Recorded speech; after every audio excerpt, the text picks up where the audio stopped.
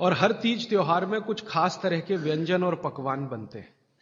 मैंने ये देखा है कि कुछ खास तरह के त्योहार में कुछ खास तरह का तेल उपयोग हो रहा है, दूसरे तरह के त्योहारों में दूसरे तरह का तेल उपयोग हो रहा है। उसके पीछे बड़ा साइंस है, बहुत बड़ा साइंस है, बहुत बड़ा विज्ञान है। वो विज्ञान ये है कि जैसे मान लीजिए होली के आसपास के त्योहार, चैत्र के महीने के त्योहार, फागुन और चैत्र के महीने के त्योहार। अब फागुन और चैत्र के महीने के त्योहारों में जो जो पकवान बन रहे हैं, आप उन पर अगर नजर डालें तो वो उस मौसम के हिसाब से बहुत ही अनुकूल है। दिवाली के आसपास के जो तीज त्योहार हैं, नवंबर दिसंबर के या अक्टूबर नवंबर के, उनमें जो पकवान बन रहे हैं वो खास तरह के प्रिपरेशन है, बहुत गहरा विज्ञान है। कभी मौका मिला तो इस पे अलग से ही बात करूंगा कि त्योहारों में पकाए जाने वाले जो व्यंजन हैं वो हमारे शरीर को किस तरह की मदद कर रहे हैं। हमारे वैज्ञानिकों ने, माने महर्षियों ने, ये देखा कि जीवन के दिनों में, माने अगर ठंड के दिन है तो शरीर में क्या प्रकोप ज्यादा है, बरसात के दिन है तो शरीर में क्या प्रकोप ज्यादा है, गर्मी के दिन है तो शरीर में कौन सा प्रकोप ज्यादा, प्रकोप माने वात पित्त कफ, ये तीन ही तरह के, तो उनको संयमित रखने के लिए कौन सी चीजें प्रकृति ने दी हैं, तो व्यंजनों में वही चीजें डाली गई हैं। जैसे अब मैं आपको थोड़ा और स्पष्ट करता हूं, यह बात अमूर्त है लेकिन अब थोड़ी मूर्त करता हूं।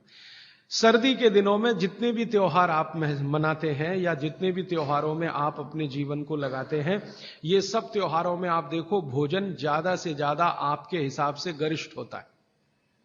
प्रिपरेशन कुछ इस तरह के होते हैं, जैसे आप तिल खा रहे हैं, सर्दी के दिनों में भरपूर तिल खाया जाता है और तिल के तरह तरह के व्यंजन बनाए जाते हैं। अगर आप गुजरात में रहते हैं तो अड़दिया खाया जाता है, अड़दिया। दुनिया का इससे अच्छा शायद कोई पकवान ना हो, अड़दिया जिसको कहा जाता है, उड़द की दाल का बनता है अड़दिया। ऐसे ही राजस्थान के कुछ इलाकों में विशेष पकवान है, ऐसे उत्तर प्रदेश के इलाकों में कुछ पकवान है। लेकिन अगर महसूस करें तो ये सब भारी हैं, भारी गुरुत्व है इसमें। बागभट्ट जी ने एक शब्द इस्तेमाल किया, गुरुत्व वाले पदार्थ, माने भारी हैं, आसानी से नहीं पचते, धीरे धीरे पचते। अड़दिया तो आसानी से नहीं पचेगा, तिल की चीजें भी आसानी से नहीं पचने वाली हैं। लेकिन जिन दिनों में हम ये खा रहे हैं उन दिनों में शरीर के लिए यही अच्छा है कि कोई चीज आसानी से ना पचे, धीरे धीरे पचे, देर में पचे। क्यों?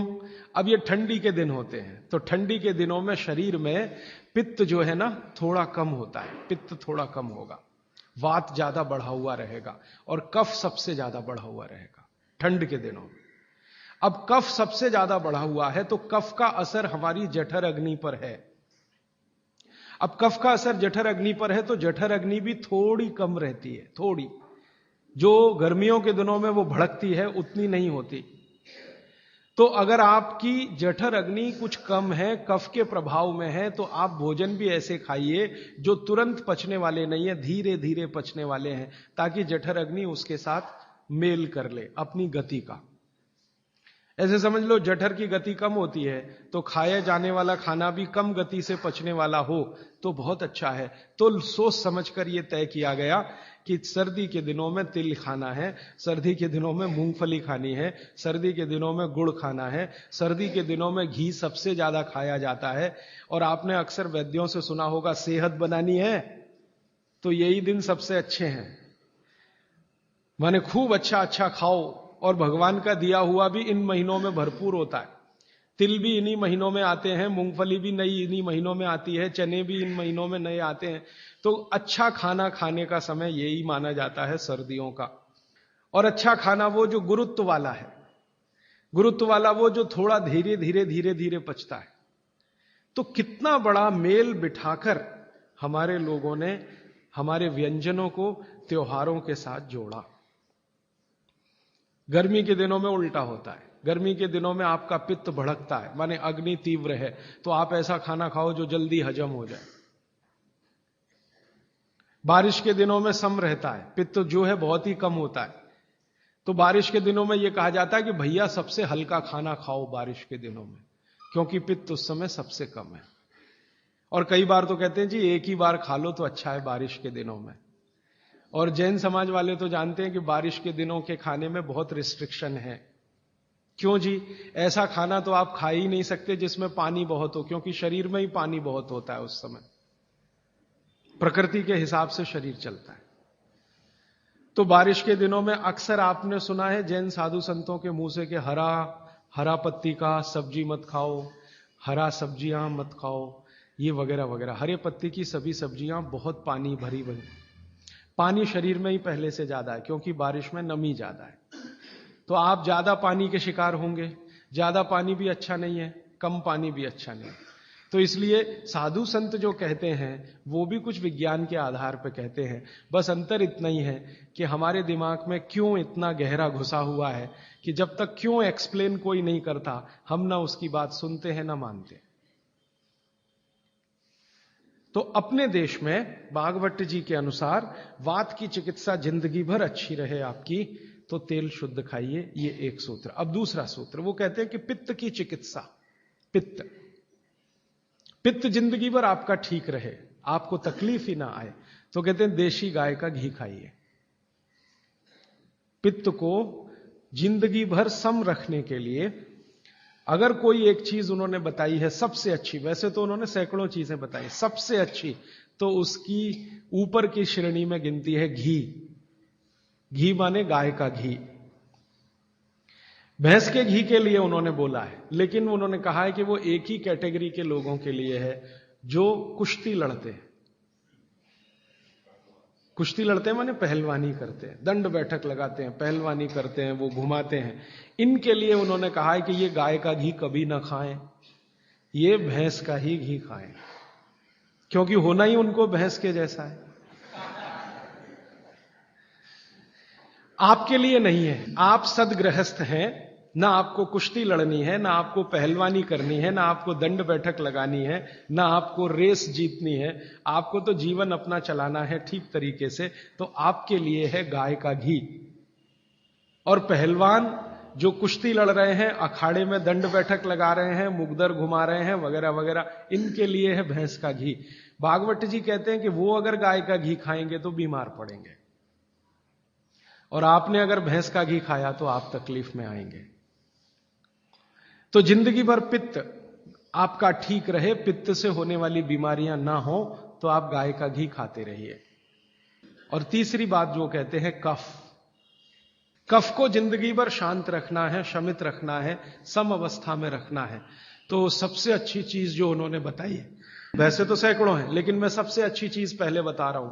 वो कहते हैं नंबर 1 की चीज है कफ को शांत रखने के लिए, वो है गुड़। और ऑब्लिक करके उन्होंने एक चीज बताई है, शहद। तो वो कहते हैं कि जो शहद खा सकते हैं वो शहद खाएं, जो नहीं खा सकते वो गुड़ खाएं।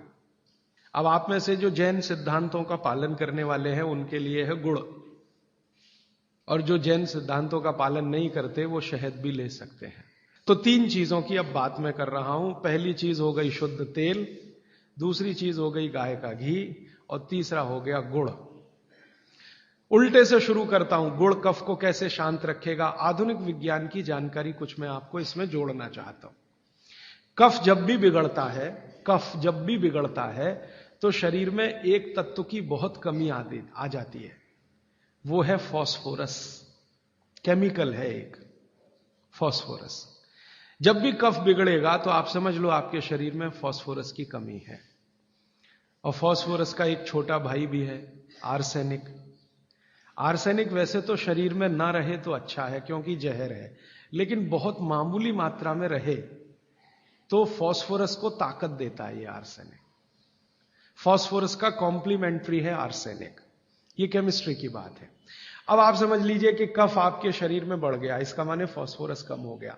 तो भागवत जी ने कितनी इंटेलिजेंसी से चुना, गुड़ खाओ। हमने गुड़ को जब टेस्ट किया लेबोरेटरी में तो उसमें सबसे ज्यादा फास्फोरस ही है। गुड़ में सबसे ज्यादा फास्फोरस है। हालांकि उसमें थोड़ा मात्रा में आर्सेनिक भी है, लेकिन फास्फोरस उसमें सबसे ज्यादा मात्रा में है।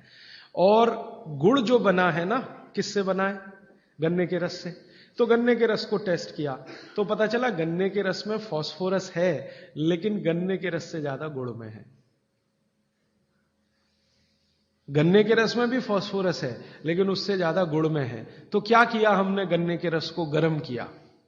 तो गर्म करने की जो प्रक्रिया है, इसमें फास्फोरस घटा नहीं बढ़ा। ये पता नहीं क्या अद्भुत विज्ञान है। तो बागवती जी ने यह नहीं कहा कि गन्ने का रस पियो, उन्होंने कहा गुड़ खाओ। गन्ने के रस को भी वो कह सकते थे क्योंकि फास्फोरस उसमें है, लेकिन गन्ने के रस से ज्यादा बेहतरीन स्थिति का फास्फोरस गुड़ में है, जो सबसे जल्दी हजम होता है। ये गुड़ ऐसी अद्भुत चीज है जो 1 दिन के बच्चे को भी खिलाया जा सकता है। 1 दिन के बच्चे को, आज बच्चा पैदा हुआ, आप शाम को उसे गुड़ दे सकते हैं, आज ही दे सकते हैं। हाँ, तो आप जो है एक ऐसी स्थिति में है जहां आपके पास कई चीजें उपलब्ध हैं, उनमें से बागवती जी चुनकर दे रहे हैं कि देखो ये है। अब गुड़ बनाने के पहले एक और चीज बनती है जिसको मराठी में कहते हैं काकवी, तरल गुड़ कहिए उसको, तरल गुड़। राब कहते हैं कई लोग उसको, राब, राजस्थान में राब कहते हैं।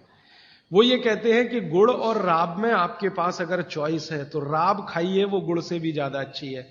तो राब हमने बनवाई और उसको टेस्ट किया लेबोरेटरी में, तो गुड़ से बेहतरीन स्थिति का फास्फोरस राब में है। तो आपकी जिंदगी का इसको हिस्सा बना लीजिए, हिस्सा। कफ की जिंदगी में तकलीफ कभी भी नहीं आए जो आप राब और गुड़ खाएं, यह आपकी जिंदगी का हिस्सा हो जाना चाहिए। अब आप पूछेंगे जी कौन सा गुड़ खाएं? बाजार में कई तरह के गुड़ हैं। एक गुड़ है जो बहुत गोरे रंग का होता है, सफेद सफेद होता है।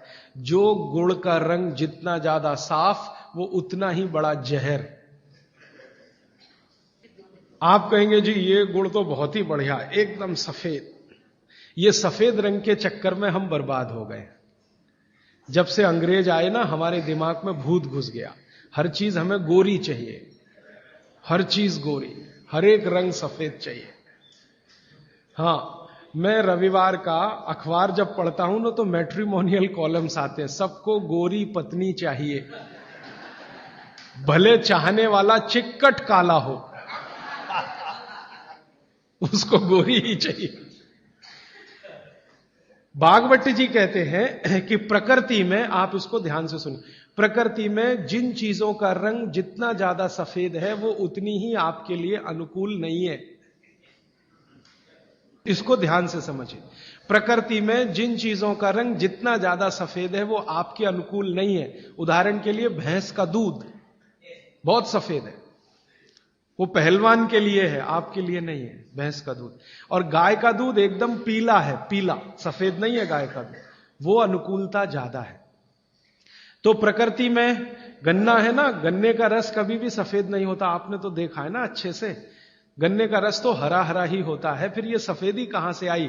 मैं आपको बहुत विनम्रता पूर्वक कहता हूं, ये सफेदी आती है निरमा वॉशिंग पाउडर से। और ज्यादा सफेदी आती है एरियल से, प्रॉक्टर एंड गैम्बल का एरियल।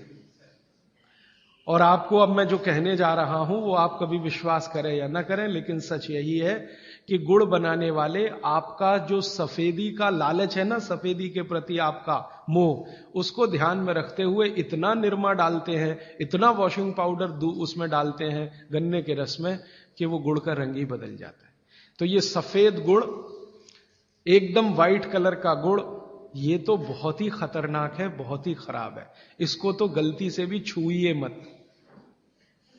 तो फिर आप कहेंगे जी गुड़ कौन सा अच्छा है? गुड़ का जो नेचुरल कलर है वो वही है जो चॉकलेट का होता है। चॉकलेट आपने देखी है, जिस रंग की चॉकलेट है रंग वही गुड़ का सबसे अच्छा। तो गुड़ खरीदते समय ध्यान रखिए, तांबई कलर का, जिसको हम कहते हैं तांबई कलर, कॉपर कलर का जो गुड़ है वो दुनिया का सबसे अच्छा गुड़ है। तो गुड़ जब लाएं खरीद कर खाने के लिए, तो दुकान वाले को बोल कर लाइए कि भाई हमको ये सफेद वाला नहीं चाहिए। तो कहेगा कौन सा चाहिए? तो वो जो काला काला सा, थोड़ा चॉकलेटी कलर का, गहरे लाल रंग का, वो दे दो। तो वो भी है उसके पास, वो अंदर रखता है, क्योंकि वो उसे मालूम है आप लेने वाले हैं नहीं उसे, तो वो अंदर रखता तो है। आप जब मांगोगे तो वो वही लेके आएगा।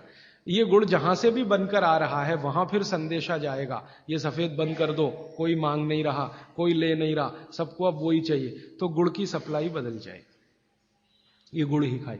अब मैं जो और गहरी बात पे जा रहा हूं, बागवती जी कहते हैं कि दुनिया में गुड़ के अतिरिक्त जो मिठाइयां हैं, गुड़ के अतिरिक्त, वो आपके लिए बहुत अच्छी नहीं है।